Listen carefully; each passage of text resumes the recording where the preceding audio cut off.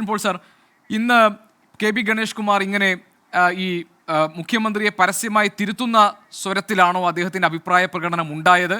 അത് ഒരു മതവിശ്വാസി എന്ന നിലയിൽ ആചാരങ്ങളുമായി ബന്ധപ്പെട്ട കാര്യങ്ങളിൽ അദ്ദേഹം നടത്തിയ സ്വതന്ത്രമായ ഒരു അഭിപ്രായ പ്രകടനമായിട്ടാണോ താങ്കൾ വിലയിരുത്തുക? അതല്ല പുതിയ രാഷ്ട്രീയ സാഹചര്യങ്ങളിൽ ഒരു മുഴം നീട്ടിയെറിഞ്ഞതാണോ ഗണേഷ് കുമാർ രാഷ്ട്രീയ ലക്ഷ്യത്തോടെ? അല്ല, അത്ര വിപുലമായ അർത്ഥവും വ്യാഖ്യാനവും ഈ വിഷയത്തിൽ നൽകണം എനിക്ക് അഭിപ്രായമില്ല. ശ്രീ പിണറായി വിജയൻ ഒരു വിശിഷ്ടമായ വേദിയിൽ വെച്ച് മത അധ്യക്ഷന്മാരുടെയും സ്വാമിമാരുടെയും ഒക്കെ സാന്നിധ്യത്തിൽ പ്രസക്തമായ ഒരു കാര്യം പറഞ്ഞത് അദ്ദേഹത്തിൻ്റെ അഭിപ്രായം പറഞ്ഞു എന്നേ ഉള്ളൂ. അതൊരു നയപ്രഖ്യാപനമോ തീരുമാനമോ ഒന്നും ആയിരുന്നില്ല എന്ന് നമുക്കറിയാം. ആ വിഷയത്തിൽ അഭിപ്രായം പറയാൻ ആർക്കും അഭിപ്രായം പറയാം. അതിന് നായരോ അല്ലെങ്കിൽ ക്ഷേത്രവിശ്വാസിയോ ഒന്നും ആകണമെന്ന് നിർബന്ധമൊന്നുമില്ല. ആർക്കും ഏത് വിഷയത്തിലും അഭിപ്രായം പറയാം. അഭിപ്രായ പ്രകടനം എന്നുള്ളത് നമ്മുടെ ഏറ്റവും വിശിഷ്ടമായ അവകാശമാണ്. ആ അവകാശത്തെ നിഷേധിക്കുന്ന രീതിയിലാണ് ഇവിടെ ഈ ചർച്ചയിൽ ചിലരൊക്കെ അഭിപ്രായം പറഞ്ഞു കേട്ടതും. ഞാൻ അതിനോട് യോജിക്കുന്നില്ല. അതുകൊണ്ട് ഗണേഷ് കുമാർ എന്നത് അദ്ദേഹം മന്ത്രി ആയപ്പോഴും മന്ത്രിയാകുന്നതിന് മുൻപും പലതരത്തിലുള്ള അഭിപ്രായങ്ങൾ, ഒരുപക്ഷെ പിണറായി വിജയനും CPM ഒക്കെ നീരസമുണ്ടാക്കാൻ ഇടയുള്ള അഭിപ്രായങ്ങൾ പറഞ്ഞിട്ടുള്ള ആൾ തന്നെയാണ്. അത് പറയുന്നതിനുള്ള സ്വാതന്ത്ര്യം അദ്ദേഹത്തിനുണ്ട് എന്ന അഭിപ്രായവും എനിക്കുണ്ട്. പക്ഷേ മന്ത്രിയായിരുന്നുകൊണ്ട് അഭിപ്രായ പ്രകടനം നടത്തുമ്പോൾ അത് ഈ രീതിയിൽ മുഖ്യമന്ത്രിയുമായുള്ള ഏറ്റുമുട്ടലാണ് എന്നൊക്കെയുള്ള വ്യാഖ്യാനിക്കുന്നതിന് ഇട നൽകാൻ പാടില്ല. അങ്ങനെ ഇട നൽകിയാൽ അതിന് മറ്റു ചില പ്രശ്നങ്ങളും ഉണ്ടാകും. അതിനപ്പുറത്തേക്ക് രാഷ്ട്രീയമായ ചില ദീർഘവീക്ഷണത്തോടെ ചില കരുനീക്കങ്ങൾ നടത്തിക്കൊണ്ട് ആ ലക്ഷ്യത്തിലേക്ക് വേണ്ടിയുള്ള അഭിപ്രായ പ്രകടനം അത് മുഖ്യമന്ത്രിക്കെതിരെ അദ്ദേഹം നടത്തി എന്നൊക്കെ വ്യാഖ്യാനം വരുന്നുണ്ട്. പക്ഷേ ആ വ്യാഖ്യാനത്തോട് എനിക്ക് യോജിപ്പില്ല. അങ്ങനെ വ്യാഖ്യാനിക്കേണ്ടതായ ആവശ്യമുണ്ട് എന്നും ഞാൻ കരുതുന്നില്ല. ഇവിടെ ഒരു കാര്യം പറയുമ്പോൾ അത് ചർച്ചയ്ക്ക് വേണ്ടി തന്നെയാണ്. ഈ തീരുമാനമല്ല പിണറായി വിജയൻ പറഞ്ഞത്. ആ ചർച്ചയിൽ ആരോഗ്യകരമായ ചർച്ചയായിരിക്കണം. ആ ചർച്ചയിൽ ഇപ്പോൾ ഇത്രയും പേർ ഇവിടെ പല പേരുകളും പറഞ്ഞല്ലോ, അവരെല്ലാം ആ ചർച്ചയിൽ പങ്കെടുത്തവരാണ്. ഇനിയും പലർക്കും അഭിപ്രായം പറയാം. അങ്ങനെ അഭിപ്രായം പറഞ്ഞുകൊണ്ടാണ് ഇന്ന് പല മാറ്റങ്ങളും സംഭവിച്ചുകൊണ്ടിരിക്കുന്നത്. ഇപ്പോൾ മേൽവസ്ത്രം ധരിച്ച് ഷർട്ട് ധരിച്ച് അമ്പലത്തിൽ കയറുന്നത് ദുരാചാരമാണ്, അതൊരു അനാശാസ്യ പ്രവൃത്തിയാണ് എന്നാരും പറയുന്നില്ല. പക്ഷെ അവിടെ ഒരു വ്യത്യസ്തമായ അഭിപ്രായം ഒരാൾ മുന്നോട്ട് വയ്ക്കുന്നത്, ആ അഭിപ്രായം പറഞ്ഞാൽ അത് സമൂഹം ശ്രദ്ധിക്കും, അതൊരു ചർച്ചാ വിഷയമാകും.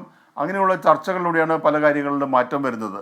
അമ്പലങ്ങളിലും പള്ളികളിലുമൊക്കെ ഡ്രസ് കോഡ് എന്നത് അത് കേരളത്തിൽ മാത്രമല്ല, അത് വിദേശങ്ങളിലുമുണ്ട്.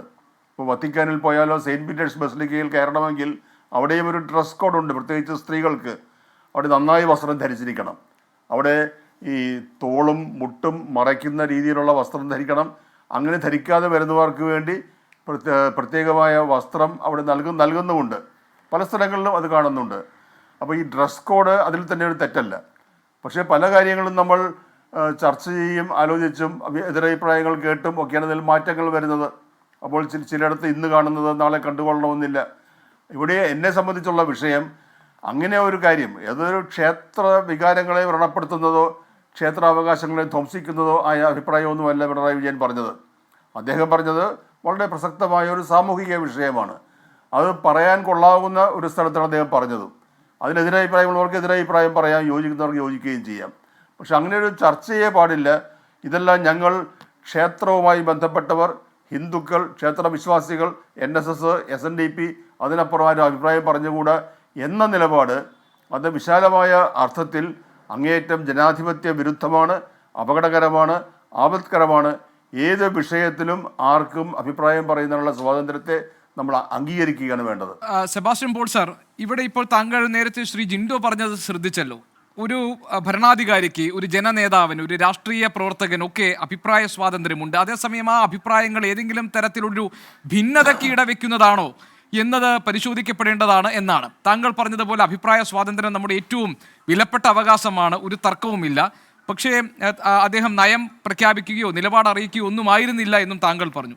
പക്ഷേ അങ്ങനെ ഒരു അഭിപ്രായ പ്രകടനം വന്ന ഉടനെ അതിൻ്റെ പ്രതികരണങ്ങൾ എങ്ങനെയായിരുന്നു? ഇതര മതവിശ്വാസികളുടെ കാര്യത്തിൽ ഇങ്ങനെ അഭിപ്രായം പറയാൻ ധൈര്യമുണ്ടോ എന്നാണ് NSS ജനറൽ സെക്രട്ടറി ചോദിച്ചത്. അതിനുശേഷം ഹിന്ദുക്കളുടെ ആചാരങ്ങളുടെ കാര്യത്തിൽ മാത്രം എന്തുകൊണ്ടാണ് ഇങ്ങനെ അഭിപ്രായ പ്രകടനങ്ങൾ നടത്തുന്നത് എന്ന് മറുഭാഗത്തൊരു ചോദ്യം ഉയർന്നു. അതായത് നമ്മൾ വളരെ പുരോഗമനം എന്ന് കരുതുന്ന കേരളീയ സമൂഹത്തിനകത്ത് നിന്നാണ് ഇങ്ങനെ ഈ തരത്തിൽ ഒരു ഭിന്നതയുടെ സ്വരങ്ങൾ പുറത്തു വരുന്നത്. അതിന് തൊട്ടു പിന്നാലെയാണ് ഗണേഷ് കുമാർ പറയുന്നത് ആചാരങ്ങളുടെ കാര്യത്തിൽ തീരുമാനമെടുക്കേണ്ടത് ഭരണാധികാരിയല്ല, ഇനി അങ്ങനൊരു അഭിപ്രായം ഉണ്ടെങ്കിൽ ആ കാര്യങ്ങളിൽ തീരുമാനമെടുക്കുന്നവരുമായി കൂടിയാലോചിക്കട്ടെ എന്ന് പരസ്യമായി പറയുന്നത്, അപ്പോഴത് വിശ്വാസികളുടെ പക്ഷത്ത് നിന്ന് പിണറായി വിജയനെ തിരുത്താൻ വേണ്ടി നടത്തിയ നീക്കമാണ് എന്ന് വേണമെങ്കിൽ വ്യാഖ്യാനിക്കുന്നത് ഒരു ദുർവ്യാഖ്യാനമാകുമോ?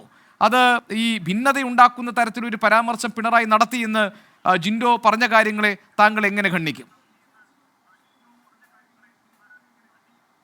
അല്ലാതെ നമ്മൾ ഈ മതപരമായ അല്ലെങ്കിൽ സാമുദായികമായ ആചാരത്തെ സംബന്ധിച്ച് മാത്രമല്ല, ഏതൊരു വിഷയത്തെ സംബന്ധിച്ചും വ്യത്യസ്തമായ അഭിപ്രായം പറയുമ്പോൾ അത് സമൂഹത്തിൽ ഭിന്നതയ്ക്ക് കാരണമാകുന്നുണ്ട്. ഇപ്പോൾ സാമൂഹിക നീതിയെ മുൻനിർത്തി നമ്മൾ സംവരണത്തെക്കുറിച്ച് സംസാരിച്ചാലോ, അല്ലെങ്കിൽ ജാതി സെൻസസിനെ കുറിച്ച് സംസാരിച്ചാലോ, അങ്ങനെ ഏത് വിഷയത്തെക്കുറിച്ച് സംസാരിച്ചാലും അത് ഒരു പ്രത്യക്ഷത്തിൽ ഭിന്നതയ്ക്ക് കാരണമാകുന്ന വിഷയം തന്നെയാണ്. പക്ഷെ ആ ചർച്ചകൾ അതുകൊണ്ട് നമുക്ക് ഒഴിവാക്കാൻ കഴിയില്ല. ആ ചർച്ചകൾ ആരോഗ്യകരമായി നടക്കുമ്പോഴാണ് ആ ഭിന്നതകൾക്ക് അപ്പുറത്ത് ഒരു സമന്വയത്തിലേക്ക് എത്തിച്ചേരാൻ പക്വതയുള്ള സമുദായത്തിന് കഴിയുന്നത്. ഇവിടെ ഇപ്പോൾ വൈക്കത്ത് സത്യഗ്രഹത്തിൻ്റെയൊക്കെ പേര് പറഞ്ഞു കഴിഞ്ഞു. ഞാൻ അതിലേക്ക് ഞാൻ കൂടുതൽ കടക്കുന്നില്ല. എല്ലാം ഞങ്ങൾ തന്നെ നോക്കിക്കൊള്ളാം, ഞങ്ങൾ പറയുന്നത്, തന്ത്രി പറയുന്നത്, പൂജാരി പറയുന്നത് അതാണ് അവസാനത്തെ വാക്ക് എന്ന നിലപാടിൽ ഉറച്ചു നിന്നിരുന്നുവെങ്കിൽ നമ്മളൊക്കെ എവിടെ നിൽക്കുമായിരുന്നു? നമ്മളൊക്കെ പുറത്തു നിൽക്കേണ്ടി വരുമായിരുന്നു.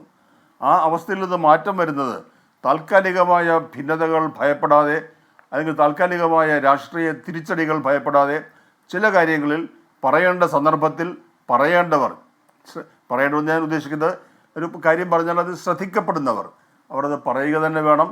വ്യത്യസ്തമായ അഭിപ്രായങ്ങൾ വരട്ടെ, ഗണേഷ് കുമാർ മാത്രമല്ലല്ലോ, എല്ലാവരും വ്യത്യസ്തമായ അഭിപ്രായം പറയട്ടെ. അപ്പോൾ അനുകൂലമായ അഭിപ്രായം പറയുന്നവരും രംഗത്ത് വരും.